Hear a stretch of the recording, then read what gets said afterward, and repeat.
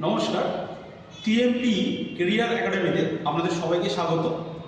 আমাদের এই প্রতিষ্ঠানে বিভিন্ন ধরনের কর্মমুখী কোর্সগুলি পড়ানো হচ্ছে, যে কোর্সগুলি করে আপনি ভবিষ্যতে আপনার কেরিয়ার করতে পারবেন।